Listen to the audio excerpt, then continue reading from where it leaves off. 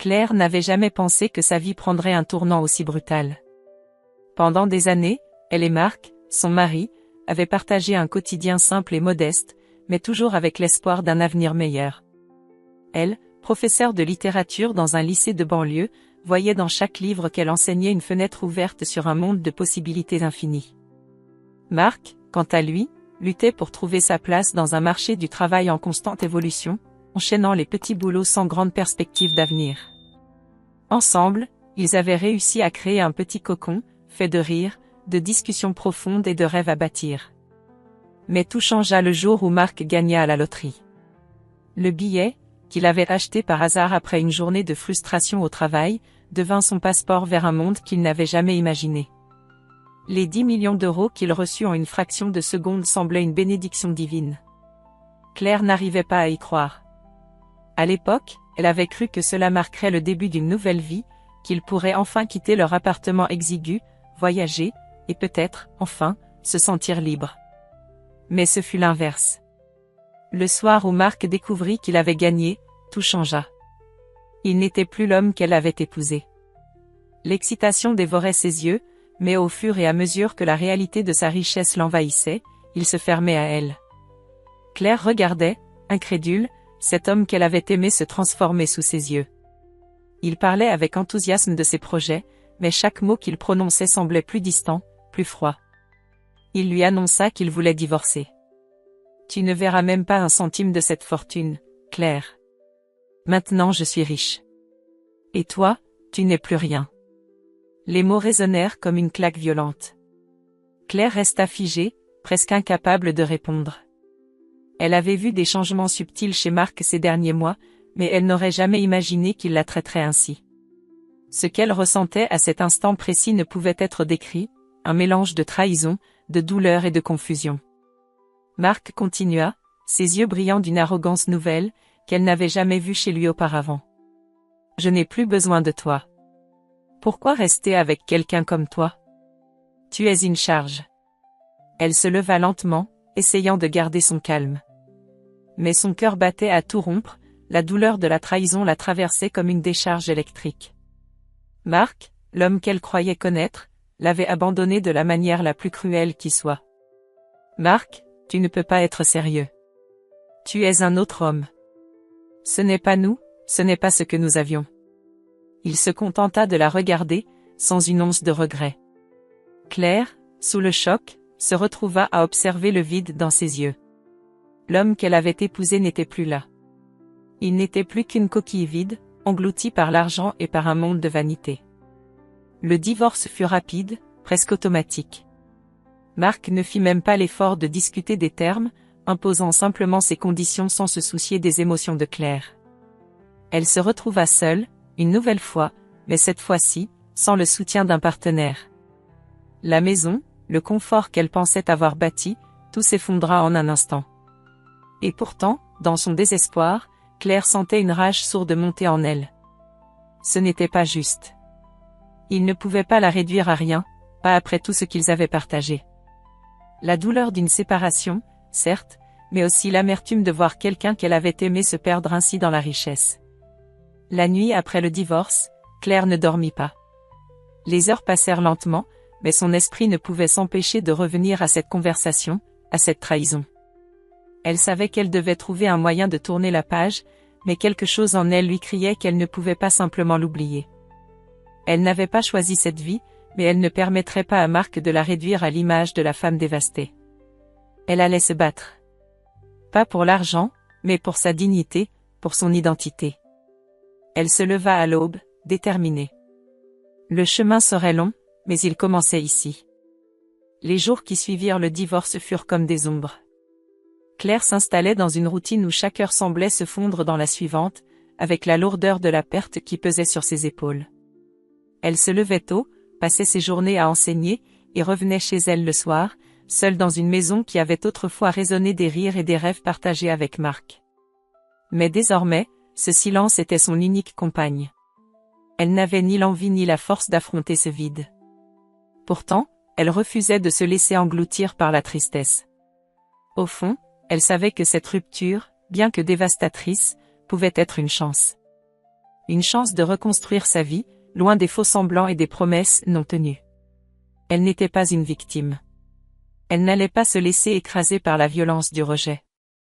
Chaque jour qui passait, elle se rappelait qu'elle avait encore sa dignité, son travail, et plus que tout, un futur à créer. Le téléphone sonna, tirant Claire de ses pensées. C'était un appel inconnu. Elle hésita une seconde avant de décrocher. « Bonjour, est-ce bien Madame Claire Dupont ?» Une voix inconnue. Le nom de la personne au bout du fil n'avait pas d'importance. Ce qui comptait, c'était la proposition qu'elle allait entendre.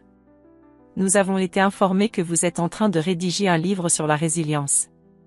Nous serions intéressés par un projet de publication, si vous êtes prête à le discuter. » Claire n'eut pas de mots pendant un instant. Un livre. Elle n'avait pas envisagé une telle possibilité. Mais l'idée, aussi soudaine qu'elle fut, la captiva.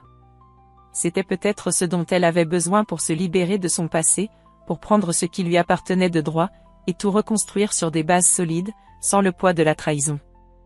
Le lendemain, Claire commença à écrire. Ses doigts dansaient sur le clavier, guidés par une énergie nouvelle. Elle ne savait pas encore où cela l'amènerait, mais une certitude s'imposait, ce livre allait devenir sa libération. À travers ces mots, elle transpercerait la douleur et se transformerait en une nouvelle version d'elle-même. Elle allait écrire son histoire, non pas celle d'une femme abandonnée, mais celle d'une femme qui s'élève au-dessus des cendres de son passé. Marc, de son côté, était loin d'être aussi serein. L'argent n'avait pas arrangé ses problèmes, il les avait amplifiés. Lorsqu'il avait remporté le gros lot, il s'était imaginé capable de tout acheter. Mais la réalité se révéla plus dure que prévu. Loin de la liberté qu'il avait espérée, il se retrouva emprisonné dans un tourbillon d'investissements foireux et de projets qui ne donnaient rien.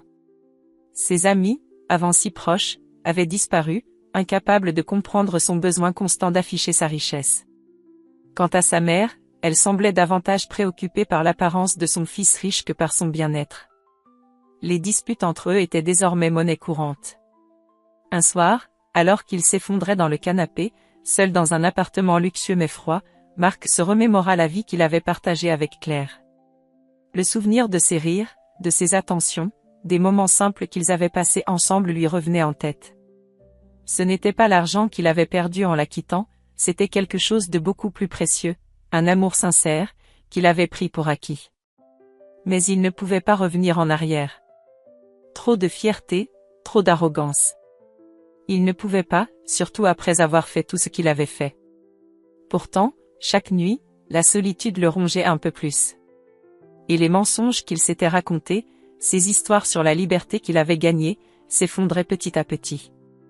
L'argent n'avait pas répondu à ses attentes, il n'avait fait qu'aggraver son vide intérieur. Claire, elle, avançait à petits pas. La première version de son livre fut envoyée à l'éditeur, avec la promesse d'une publication imminente. Elle se sentait plus forte à chaque mot écrit. Elle avait redécouvert en elle une passion pour la littérature, pour les récits qui parlent de l'âme humaine et de ses luttes.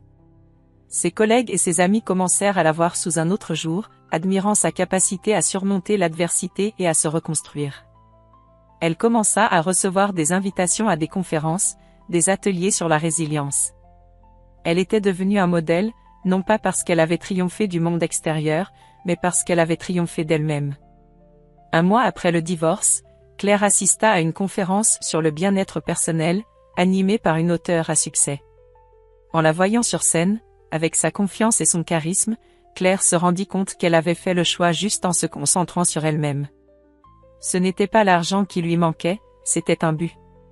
Elle en avait désormais un, redonner aux autres ce qu'elle avait appris dans sa propre quête de guérison. À ce moment-là, Claire réalisa quelque chose d'important. Elle n'avait pas besoin de l'argent de Marc pour se sentir valorisée. La véritable richesse se trouvait dans l'expérience, dans les relations humaines, et surtout dans la capacité à se réinventer après une chute. Mais Marc, lui, n'en était toujours pas là. Il était enfermé dans sa propre cage dorée, incapable de voir que son véritable malheur ne résidait pas dans le manque, mais dans la manière dont il avait choisi de remplir ce vide. Claire, quant à elle, s'apprêtait à changer sa propre vie pour toujours. 2 mois après le divorce, Claire se sentait transformée.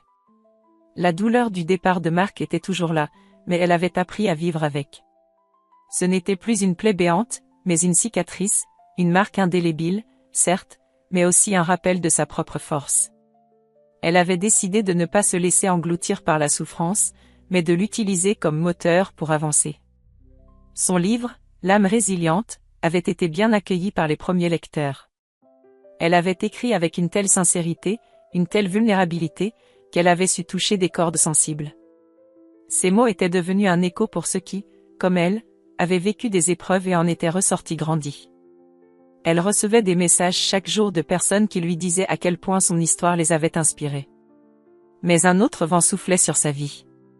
Le succès de son livre avait fait d'elle une figure publique, une auteure en devenir, et les opportunités affluaient. Des conférences, des interviews, et même des propositions pour écrire un deuxième livre. Claire commença à voyager pour parler de son expérience, pour partager ses leçons de vie et ses réflexions sur la résilience. Un soir, alors qu'elle revenait d'une conférence à Paris, un message s'afficha sur son téléphone. C'était un message de Marc. La surprise la fit frissonner, mais elle n'hésita pas avant de l'ouvrir. « Claire, je sais que tu m'en veux, mais il faut que tu saches que j'ai beaucoup changé. J'ai fait une énorme erreur. Je t'ai laissé partir, mais aujourd'hui je me rends compte de ce que j'ai perdu. Je ne veux pas que tu me pardonnes, mais je tiens à ce que tu saches que je suis désolée. » Claire lut le message plusieurs fois. Un mélange de sentiments contradictoires l'envahit. De la colère, de la douleur, et une pointe de compassion. Marc n'était plus l'homme qu'elle avait connu. Il avait changé, oui, mais le mal qu'il lui avait fait était toujours là, trop frais, trop vif pour qu'elle puisse l'ignorer. Elle prit une profonde inspiration et posa son téléphone. Il était trop tard. Le Marc qu'elle avait connu ne reviendrait jamais, et il ne pouvait pas revenir dans sa vie, pas sous cette forme. Elle s'était reconstruite, et pour la première fois depuis longtemps, Claire se rendit compte que l'indépendance qu'elle avait retrouvée était plus précieuse que n'importe quelle réconciliation possible. Les jours passèrent, et Marc ne cessa de lui envoyer des messages. Mais Claire ne répondait plus. Elle était consciente que ces mots n'étaient que des excuses superficielles, qu'il cherchait à se donner bonne conscience, à apaiser ses remords. Mais elle ne voulait plus être une porte de sortie pour ses regrets. Elle consacra ses énergies à son travail et à ses projets. Le succès de son livre l'avait propulsée dans un univers qu'elle n'avait jamais imaginé. Ses conférences devenaient de plus en plus populaires, et elle était invitée à partager son histoire dans des émissions télévisées et des podcasts. Les gens la voyaient comme une référence, une femme forte, résiliente. Et elle commençait à y croire elle-même. Un jour, lors d'une conférence à Lyon, Claire fit la rencontre d'un homme. Un homme qui semblait aussi à l'aise sur scène qu'elle l'était, avec une passion palpable dans sa voix et un regard captivant. Il s'appelait Olivier, un ancien sportif devenu conférencier et coach en développement personnel. Leur rencontre fut brève, mais marquante. Il avait une énergie tranquille, mais une détermination rare. Claire se sentit instantanément connectée à lui, pas seulement à cause de sa prestance, mais aussi à cause de la manière dont il parlait de la résilience, de la force intérieure. Ils échangèrent quelques mots après l'événement, et Claire sentit une alchimie naître entre eux. Elle n'était pas prête à ouvrir son cœur à nouveau, mais il y avait quelque chose de doux et de respectueux en Olivier, quelque chose qui la mettait à l'aise. Les mois passèrent et leur relation se développa lentement. Olivier ne chercha jamais à précipiter les choses. Il respectait son espace et ses décisions. Avec lui, Claire redécouvrit ce qu'était une véritable connexion humaine, sans pression, sans attente démesurée. Elle se sentait entendue, valorisée pour ce qu'elle était réellement. Pendant ce temps, Marc continuait de lutter contre ses propres démons. Il avait tout l'argent du monde, mais il était toujours aussi vide, toujours aussi perdu. La richesse qu'il avait cru être la solution à tous ses problèmes n'avait fait que creuser le gouffre en lui. Il avait perdu Claire, il avait perdu sa dignité, et il savait maintenant qu'il n'avait plus rien pour le sauver. Un après-midi, alors que Claire était en train de se préparer pour un événement important, elle reçut un appel de sa mère. La nouvelle qu'elle lui annonça la frappa en plein cœur. Marc a eu un accident. Il est à l'hôpital. C'est grave. Claire sentit un vide immense envahir sa poitrine. Ses émotions étaient partagées. Un sentiment de tristesse, de confusion et de culpabilité l'envahit. Elle savait qu'elle ne pouvait pas revenir en arrière, qu'elle ne pouvait pas effacer ce qu'il lui avait fait, mais une part d'elle se demanda si elle avait bien fait de l'ignorer totalement. Elle se rendit à l'hôpital sans savoir exactement pourquoi. Peut-être par obligation morale, peut-être parce que, malgré tout, une partie d'elle ressentait encore de l'amour pour cet homme qu'elle avait épousé autrefois. Mais lorsqu'elle arriva à son chevet, une vérité évidente s'imposa à elle. Elle avait quitté cet homme depuis bien longtemps, et il était temps pour elle de passer à autre chose. Marc, dans son lit d'hôpital, semblait brisé, tout comme elle l'avait été autrefois. Mais cette fois-ci, Claire ne ressentait plus de pitié. Elle ressentait une forme de compassion, oui, mais aucune envie de revenir à ce passé. Ce chapitre était définitivement clos. La visite à l'hôpital laissa Claire dans un état de réflexion profond. Ce n'était pas tant l'accident de Marc qui la perturbait, mais la réalisation que, malgré tout ce qu'il lui avait fait, elle n'était pas indifférente à son sort. Elle avait cru, au fond d'elle-même, qu'elle serait totalement insensible à lui, qu'elle l'aurait enterré dans son passé et serait allée de l'avant sans un regard en arrière. Mais cet appel de sa mère, cette visite à l'hôpital, réveilla en elle des sentiments qu'elle pensait éteints. Marc, allongé dans son lit d'hôpital, semblait plus fragile que jamais. Il avait l'air d'un homme brisé, non seulement physiquement, mais aussi émotionnellement. Son regard, qui autrefois transpirait l'arrogance et la certitude, était maintenant vide, comme une mer calme après la tempête. Claire s'assit près de lui, incertaine de ce qu'elle devait dire ou faire. Il tourna lentement la tête vers elle, ses yeux emplis de remords, de culpabilité, et peut-être même de désespoir. « Claire, je sais que j'ai tout gâché. Je t'ai laissé sans rien, et je t'ai trahi de la pire des façons. Mais, je suis désolée. » Elle le regarda en silence. Ses lèvres tremblaient, mais elle n'avait pas l'intention de céder à ses regrets. Il était trop tard. Les années qu'ils avaient partagées, la douleur qu'il lui avait infligée, tout cela ne pouvait être effacé d'un seul coup. Mais elle comprenait, au fond d'elle, que la souffrance de Marc n'était pas feinte. C'était une souffrance qui découlait de la prise de conscience de sa propre défaite, du vide qu'il ressentait désormais dans sa vie. Claire, avec calme, prit la parole. « Tu m'as laissé. Tu m'as abandonné lorsque j'avais le plus besoin de toi. Tu m'as dit que je n'étais rien, que je ne valais rien. Tu as voulu que je disparaisse de ta vie comme si j'étais insignifiante. » Elle prit une pause, cherchant ses mots avec une clarté nouvelle.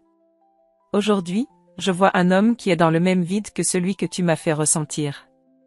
Je suis désolée, Marc, mais je ne peux plus revenir. Je me suis reconstruite sans toi. » Marc, visiblement secoué par ces paroles, se tourna vers le mur, une larme solitaire coulant sur sa joue. Il avait tout perdu. Son argent, son statut, et maintenant Claire. Mais il était trop tard.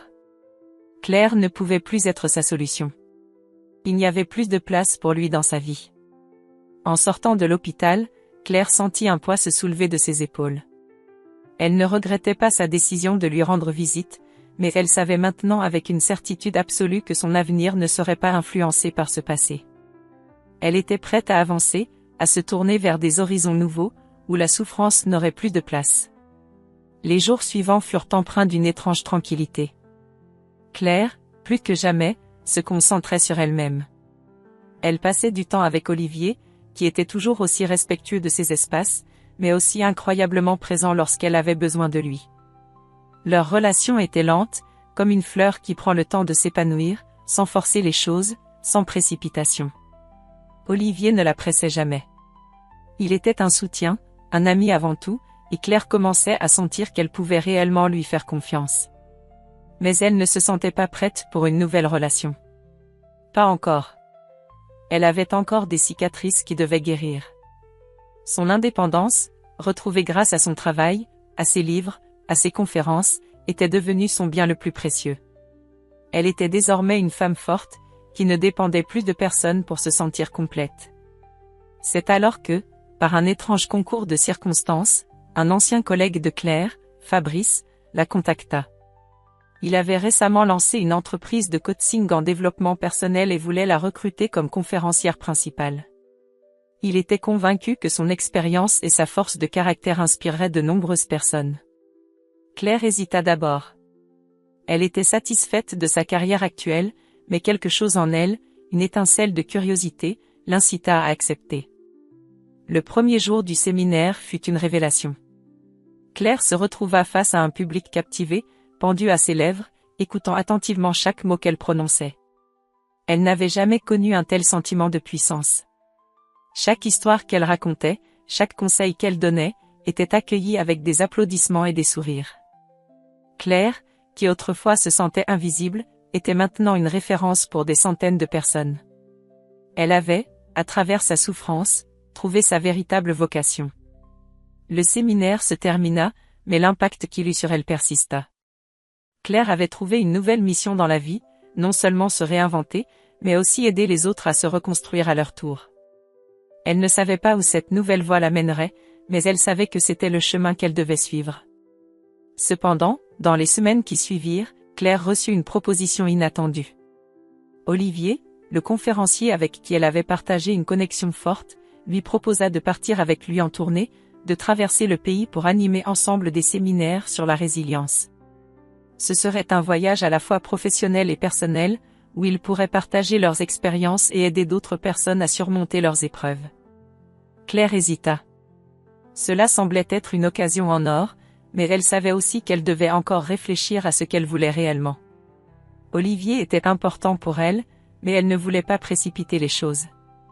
Elle avait appris, à la dure, qu'il était essentiel de prendre son temps, de suivre son propre rythme. Ainsi, Claire se retrouva à un carrefour de sa vie, où tout semblait possible, mais rien ne devait être précipité. Elle se demandait si elle était prête à embarquer dans cette nouvelle aventure avec Olivier, ou si elle devait poursuivre seule son propre chemin. Mais peu importe la décision qu'elle prendrait, Claire savait qu'elle était prête à affronter tout ce qui viendrait. Claire se retrouva, après plusieurs semaines de réflexion, à un moment charnière de sa vie. Le séminaire auquel elle avait participé avait été un succès retentissant, mais il avait aussi ravivé une question qui, jusqu'alors, était restée en suspens. Où voulait-elle aller maintenant? Son livre l'avait propulsée dans la lumière, ses conférences étaient devenues des moments attendus et appréciés. Mais, au fond d'elle, Claire savait qu'elle n'avait pas encore trouvé sa véritable place. Lorsqu'Olivier lui proposa de partir en tournée avec lui, l'idée de partager ses expériences et de transmettre son message à un public plus large la séduisait. Mais il y avait aussi une part d'elle qui hésitait. Claire était une femme indépendante.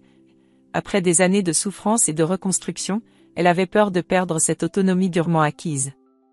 Elle avait appris à être seule, à se satisfaire de sa propre compagnie, à se reconstruire sans dépendre de quiconque.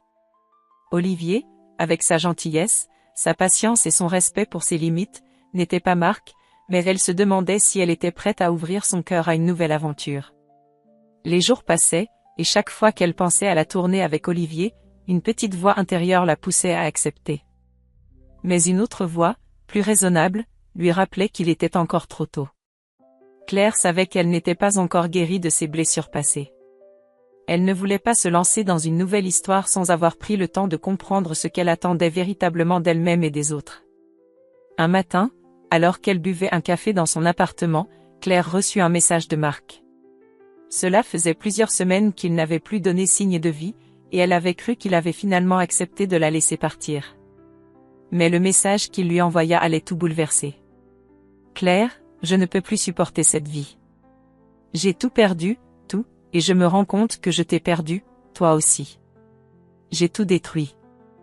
Je ne suis plus que l'ombre de l'homme que j'étais, et je n'ai personne vers qui me tourner.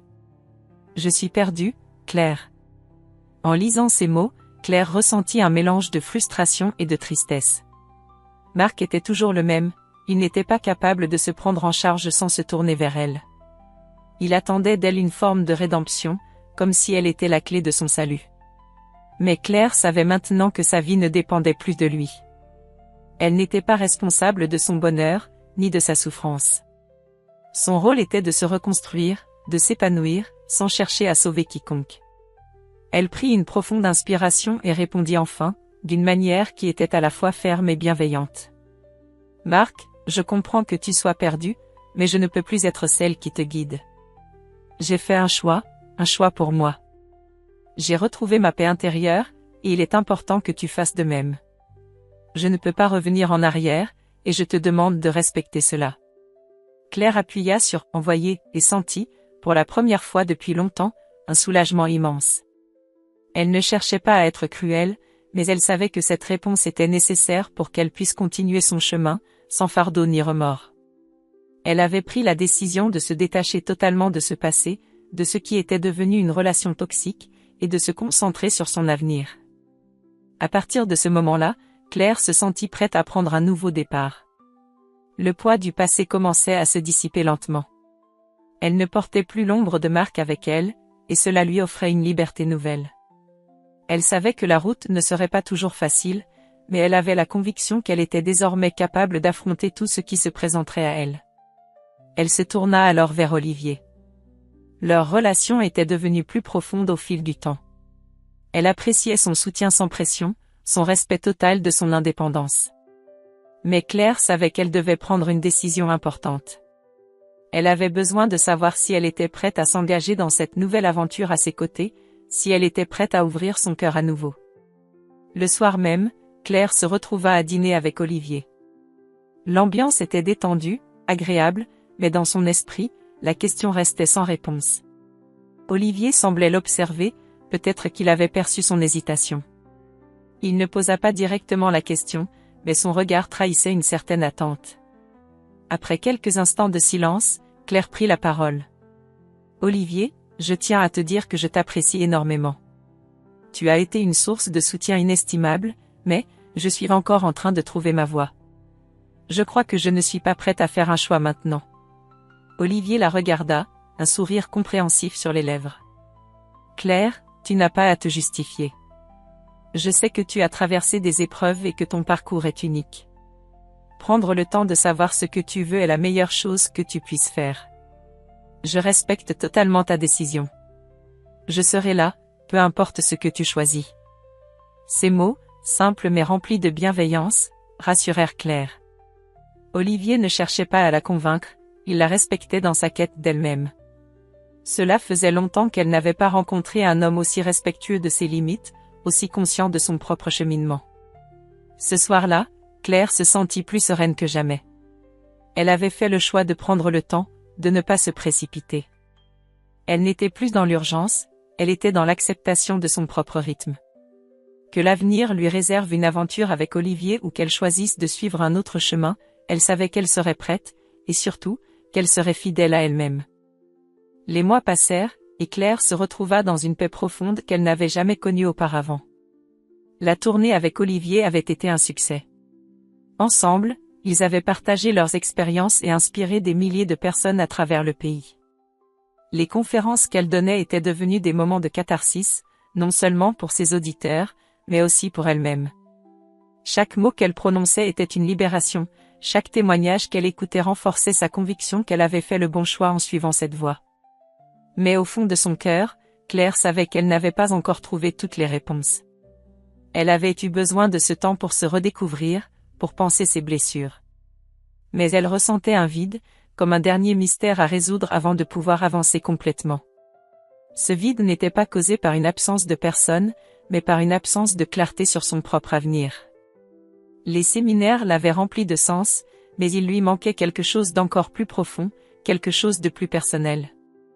Ce soir-là, après une conférence particulièrement émotive à Paris, Claire rentra dans sa chambre d'hôtel, le cœur lourd d'incertitude. Elle s'assit près de la fenêtre, regardant les lumières de la ville. Elle pensait à tout ce qu'elle avait accompli, à tout ce qu'elle avait traversé. Et pourtant, une question persistait, comme une petite voix qui chuchotait à son oreille. « Qu'est-ce qui me manque encore ?» Dans ce silence nocturne, le téléphone de Claire vibra. C'était un message de Marc. Cela faisait des mois qu'elle n'avait plus eu de nouvelles de lui, et elle ne s'attendait plus à quoi que ce soit venant de lui. Le message était court, presque anodin, mais d'une manière étrange, il fit écho dans son cœur. « Claire, j'ai compris. Je me suis enfin compris. J'ai pris du temps pour moi, pour guérir. Je voulais te dire que je suis désolée.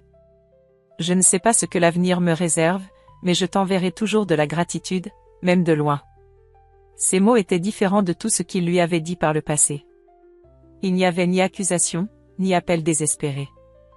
Il y avait juste un homme qui, après tout ce temps, avait enfin trouvé la paix. Et, dans cette simplicité, Claire sentit un poids se lever de ses épaules.